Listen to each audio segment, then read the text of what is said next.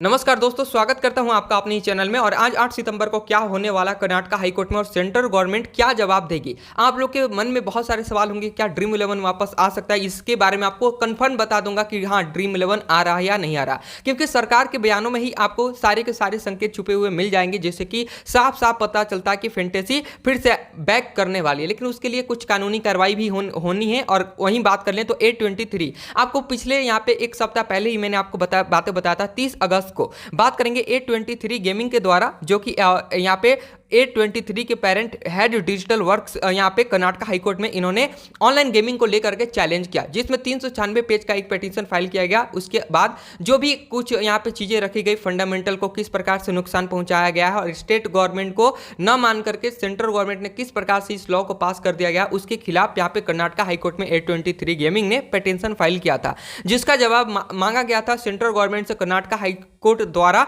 बात करेंगे तो यहाँ पे आप देख सकते हो, ब्रेकिंग न्यूज में आया था, Karnataka high court seek centres response on online gaming law by 8 सितंबर। तो आज है 8 सितंबर और आज 8 सितंबर को क्या होने वाला और सेंट्रल गवर्नमेंट क्या अपडेट देने वाली है, सारी चीजें आपको विस्तार से बताऊंगा। तो चलिए बात करते हैं। तो गाइस, अगर आप चैनल पे हैं तो चैनल को दिल से सब्सक्राइब करके जोड़िए, विस्तार से आपको बातें बताऊंगा और क्या हो सकता है। और आपके मन में जो सवाल है ना, क्या ड्रीम 11 फिर से वापस आएगा, ऑनलाइन गेमिंग आएंगी, तो गाइस हाँ, आने के चांसेस हैं। सरकार के आपको सारे सवालों के जवाब सरकार के बयानों में ही आपको देख जाएंगे। तो चलिए, ऑनलाइन गेमिंग एक्ट को लेकर सुप्रीम कोर्ट में आज सोमवार 8 सितंबर को सुनवाई होनी है। केंद्र सरकार ने ऑनलाइन गेमिंग को लेकर बनाए गए promotion and regulation of online gaming act 2025 को चुनौती देने वाली याचिकाओं को एक साथ सुनने के लिए सुप्रीम कोर्ट का रुख किया था। ठीक है, बात करेंगे स्किल बेस्ड और चांस बेस्ड गेम के ऊपर ही यहाँ पे डिस्कस होने वाला, क्योंकि यहाँ पे बात करेंगे तो कुछ जॉब लॉसेस के वजह से और A23 गेमिंग ने बहुत सारी चीजें यहाँ पे मेंशन की थी, इसके बारे में भी हम आपको बातें बताएंगे। बात करेंगे ऑनलाइन गेमिंग कानून को हाई कोर्ट में चुनौती दी गई है। इस कानून के खिलाफ 3 कंपनियों ने अलग अलग हाई कोर्ट में याचिकाएं दायर की हैं, जिसमें से अगर मैं आपको बताऊं तो सबसे पहले A23 गेमिंग ने यहाँ पे कर्नाटक हाई कोर्ट में याचिका दायर की थी, पिटीशन फाइल किया था। उसके बाद एक नया अपडेट निकल के आया, मध्य प्रदेश हाई कोर्ट में यहाँ पे बूम 11 स्पोर्ट्स एंड इंटरटेनमेंट ने इस कानून को मध्य हाई कोर्ट में चुनौती दी है। और यह company online fantasy sports platform यहाँ पे बूम 11 चलाती है। आपको बताया था ना, एक बूम 11 नाम की एक कंपनी है, जहां ड्रीम 11 जैसी बड़ी बड़ी कंपनियों ने अपना हाथ पीछे कर लिया, क्योंकि आपको मैंने रीजन बताया था कि ये सारा का सारा टैक्स का मामला है। गवर्नमेंट ने पहले लॉ को पास किया, उसके बाद आपसे टैक्स उसूलेगी, लेकिन उसके लिए अगर वो कंपनियों से टैक्स मांगती तो ज़्यादा वो हो जाता, लेकिन 40% टैक्स पाने के लिए गवर्नमेंट ने एक नया रूल आया, रूल के मुताबिक है वो लोग ज़्यादा आपसे टैक्स लेंगे। बात करेंगे उसके आगे तो Karnataka high court head digital works ने कर्नाटक हाईकोर्ट में इस कानून के खिलाफ याचिका दायर की थी। कब की थी? 30 अगस्त को, जो कि हायरिंग हुई थी। कोर्ट ने 8 सितंबर को इसकी अंतरिम राहत की मांग पर सुनवाई तय की है। और head digital works online rummy platform A23 rummy चलाती है, उसके द्वारा 8 सितंबर को जवाब आना था कि सेंट्रल गवर्नमेंट के द्वारा कर्नाटक हाईकोर्ट में, तो आज वो होने वाला है। सारे अपडेट आपको विस्तार से बताऊंगा। साथ ही साथ दूसरा मामला तो ये हो गया, जो कि बूम 11 जैसी कंपनी ने यहाँ पे फाइल किया था, पिटीशन फाइल किया। और पहली जो कंपनी थी A23 गेमिंग, जो कि 30 अगस्त को जिसका हायरिंग हुआ था। अब बात करेंगे तीसरा, दिल्ली हाईकोर्ट में भी ऑनलाइन कैरम प्लेटफॉर्म एक वगीरा कैरम से नाम से कोई एक ऐसी गेमिंग कंपनी है, जिसने इस कानून के खिलाफ दिल्ली हाईकोर्ट में याचिका दायर की है। और आपको कल या परसों ही मैंने आपको अपडेट दे दी थी कि कुछ यहाँ पे न्यूज़ चल रहा था कि ये सारे के सारे एक जगह को, मतलब जहाँ जहाँ यहाँ पे पिटीशन फाइल की जा रही है, वो सारे को एक जगह मेंशन करके, और यहाँ पे हाई कोर्ट में नहीं, अब डायरेक्ट सुप्रीम कोर्ट में सारे को एक जगह मर्ज करके, जहाँ जहाँ भी पिटीशन फाइल हो रहा है ना, सबको एक जगह इकट्ठा करके और एक ही जगह फैसला सुनाया जाएगा। उसके बारे में भी आपको बातें बताऊंगा। ठीक है,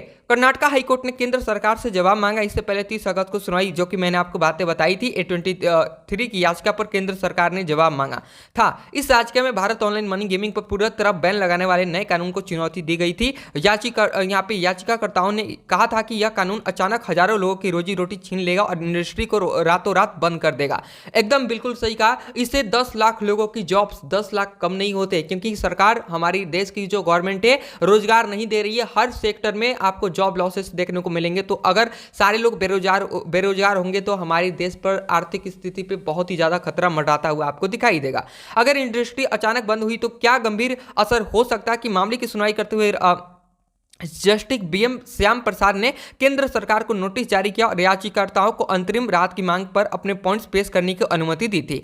याचिकाकर्ताओं की ओर से पेश सीनियर वकील ने दलील की थी कि आगे आपको बातें बताता हूं। वकील ने कहा था कि यह इंडस्ट्री अचानक से बंद हो गई तो गंभीर असर होगा। सरकार या तो अधिसूचना के रोक पर फिर कम से कम 1 हफ्ते का नोटिस दे ताकि हम अदालत आ सकें। वही यहाँ पे सॉलिसिटर जनरल तुषार मेहता ने सरकार की ओर से कहा था कि एक बार संसद कानून पास कर देती है तो और राष्ट्रपति से मंजूरी मिल जाती तो अधिसूचना को संवैधानिक प्रक्रिया है जिससे अदालत दखल नहीं दे सकती है। तो ये सारा मामला था जो कि यहाँ पे 30 अगस्त के हायरिंग में ये सारी बातें हुई थी। मतलब जो बीएम श्याम प्रसाद है ना, वो गेमिंग इंडस्ट्री की तरफ से लड़ रहे थे, तो इन्होंने ऐसी यहाँ पे सवाल पॉइंट को उठाया था कि अगर सरकार कुछ भी लॉ बना रही है तो उससे मतलब 1 सप्ताह पहले ही सूचना दे दे ताकि ऑनलाइन गेमिंग कंपनियां अपना मत यहां पे रख सके। ठीक है, आगे बताऊंगा। 823 नए कानून मौलिक अधिकार का हनन करती है, क्या बोला। ठीक है, अब देखिए जो कोर्ट में सवाल पिटीशन फाइल में जो किया गया था ना, उसमें कुछ सवाल उठाए गए थे और वो सवाल थे फंडामेंटल के।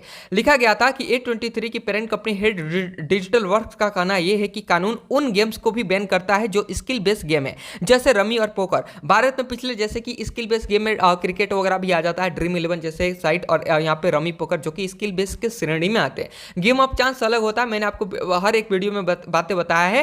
ठीक है, तो ये बोल रहे हैं कि जो स्किल बेस्ड गेम है ना जैसे रमी और पोकर, भारत में पिछले 70 सालों से सुप्रीम कोर्ट और हाई कोर्ट ने स्किल बेस्ड गेम को गैम्बलिंग से अलग माना है। ठीक है, यह तर्क 823 गेमिंग ने 30 अगस्त को जो हायरिंग हुई थी कर्नाटका हाईकोर्ट में, वहां पे इन्होंने ये कहा, यह कानून व्यापार करने के मौलिक अधिकारों का हनन करता है, फंडामेंटल राइट्स को यहाँ पे घात पहुंचाता है। साथ ही साथ कानून स्किल बेस्ड और चांस बेस्ड गेम में कोई अंतर नहीं करता है। इस बैन गेमिंग इंडस्ट्री को भारी नुकसान होगा, लाखों नौकरियां खतरे में है। बैन से लोग अवैध यहाँ पे ऑफशोर प्लेटफॉर्म की ओर जाएंगे जहां कोई रेगुलेशन नहीं होता। तो ये 4 ऐसे पॉइंट्स थे जो कि 823 गेमिंग ने यहाँ पे उठाए थे कर्नाटका हाईकोर्ट में सेंट्रल गवर्नमेंट के इस नए बिल के सामने। तो ये सारे के सारे चीज़ें मतलब यहाँ पे 823 गेमिंग के द्वारा की गई थी, तो ये जायज़ भी है क्योंकि देखिए बहुत सारे जॉब्स लॉस होंगे, बहुत सारी चीज़ें। अभी तो आपको पता है ना, कबड्डी मैचेस अभी स्टार्टअप में थे, वहाँ पे भी व्यूवरशिप डाउन हुआ तो कोई देखेगा ही नहीं। साथ ही साथ बैन से लोग अवैध यहाँ पे प्लेटफॉर्म, यानी कि अगर आप जो स्किल बेस्ड गेम है आप उसको बंद कर रहे हो तो जो खेलने वाले यूजर्स है ना, जो एडिक्ट हैं, और देखिए एडिक्ट नहीं, स्किल बेस्ड में बहुत सारे लोग विन भी करते हैं और कुछ लोग अगर आपके पास नॉलेज नहीं होगा तो लॉस भी करोगे। ठीक है, तो वो हार जीत अलग की बात है। लेकिन गाइस इसके वजह से ना सारे लोग ऑनलाइन गेमलिंग पे जाएंगे तो वहाँ पे बात करेंगे जहाँ कोई रेगुलेशन नहीं होता और वहाँ पे हाई चांसेस है पैसे लॉस करने के। तो ये सारे कुछ चीज़ें यहाँ पे बताई गई थी 823 गेमिंग के द्वारा और कर्नाटका हाईकोर्ट में, जिससे कि जवाब मांगा गया था 8 सितंबर को, और 8 सितंबर तक जवाब आ जाएगा कि कर्नाटका हाईकोर्ट में सेंट्रल गवर्नमेंट क्या जवाब दे रही है। बात करेंगे तो यही अपडेट आ रहा था कि सारी चीज़ों को मर्ज करके देखिए, centre seek to transfer all यहाँ पे pleas challenging online gaming act from high court to supreme court. ठीक है, SC agree to hear centre transfer on 8 सितंबर। ये भी हो सकता है कि आज जवाब ना दे करके आज का जो हायरिंग होने वाला था 823 गेमिंग का कर्नाटका में, वो भी यहाँ से डायरेक्ट शिफ्ट कर दिया जाए, मर्ज करके सुप्रीम कोर्ट में डायरेक्ट लेकर जाया जाए, जहाँ पे एक ही जगह से आपको फैसला देखने को मिले। ठीक है, और आपको एक और बात बता दूं, अब आपके मन में ये सवाल होगा कि ड्रीम 11 आ सकता है या नहीं आ सकता। तो देखिए, ऑनलाइन गेमिंग बिल आने के कारण भी केंद्र सरकार ऑनलाइन गेमिंग अधिनियम को लेकर सर्वोच्च न्यायालय में चल रही चुनौतियों को एक साथ लाने की मांग कर रही है। ये तो अपडेट आ गया था, लेकिन साथ ही साथ एक और अपडेट आया था। ठीक है, और वो अपडेट था, पता है क्या? ऑनलाइन मनी गेमिंग के लिए जीएसटी 22 सितंबर 2025 से 40% लगाया जाएगा, जबकि ऑनलाइन सोशल गेम्स और ई स्पोर्ट्स के लिए 18 होगा। कोई बदलाव नहीं। ये सारे एक नए अपडेट बनकर आए। कई लोग पूछ रहे हैं कि ऑनलाइन मनी गेमिंग पर 40% लगाने की सिफारिश क्यों की जा रही है, जबकि केंद्र सरकार इस पर प्रतिबंध लगाने की कोशिश कर रही है। जवाब ये मतलब सारी चीज़ें हैं कि सेंट्रल गवर्नमेंट जब यहाँ पे सारी चीज़ों पे बैन लगा रही है, लेकिन फिर भी ये सिफारिश क्यों की जा रही है 40% टैक्स लगाने का, तो ये अभी मामला सामने आया, तो इससे साफ साफ पता चलता है। और आपको एक हिंट दे देता हूँ, 2 सितंबर को जो स्टेक होल्डर्स यहाँ पे फैंटेसी स्टेक होल्डर्स के साथ जो मीटिंग हुई थी ना, IT मिनिस्टर यहाँ पे वैष्णव ने क्लियर बता दिया था कि अगर इस बिल से कुछ भी मतलब नुकसान होता है तो उसमें संशोधन किया जा सकता है। तो संशोधन में यही होगा, 40% टैक्स लगाया जाएगा और इस स्किल बेस्ड गेम को अलग और गेम ऑफ चांस को अलग यहाँ पे रखा जा सकता है, जिसके कारण मैंने आपको बातें बताई थी ना, स्किल बेस में क्या होता है। देखिए, दो प्रकार की चीजें होती है। रिजल्ट खिलाड़ी की स्किल्स स्ट्रैटेजी पर निर्भर करता है। ड्रीम 11 जैसे फैंटेसी स्पोर्ट्स, शतरंज, poker, rummy, e sports result पर खिलाड़ी का ज्यादा प्रैक्टिस से सुधार संभव होता है। प्रैक्टिस और एक्सपीरियंस से स्किल में सुधार स्ट्रैटेजी डेवलप की जा सकती है। लेकिन सामने वाली टीम, अगर सामने वाली चीजों में बात करेंगे गेम ऑफ चांस में, तो यहाँ पे कुछ होता ही नहीं है। ठीक है, वो चांस पे निर्भर करता है गेम ऑफ चांस और game of skill based game में काफी ज्यादा फर्क होता है। मैंने आपको पिछले वाली वीडियो में भी बताया था।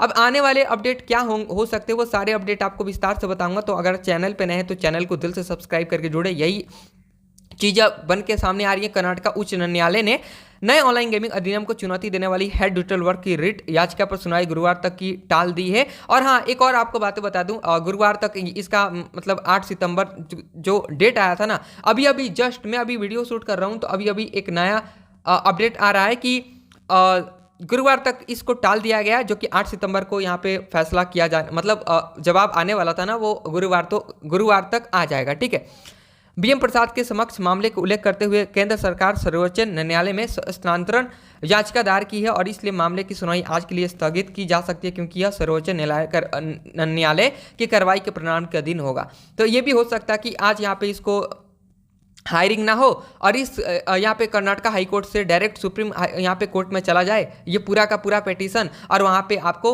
गुरुवार को सारी चीज़ें सुनवाई की जा सकती है। तो ये सारे के सारे अपडेट आ रहे थे। Thank you so much guys video को देखने के लिए। जो भी अपडेट होगा, और ड्रीम 11 बैक करेगा 100%, मतलब मुझे लग रहा है। आपका क्या ख्याल है, कमेंट बॉक्स में आप हमें जरूर बताएं। ठीक है।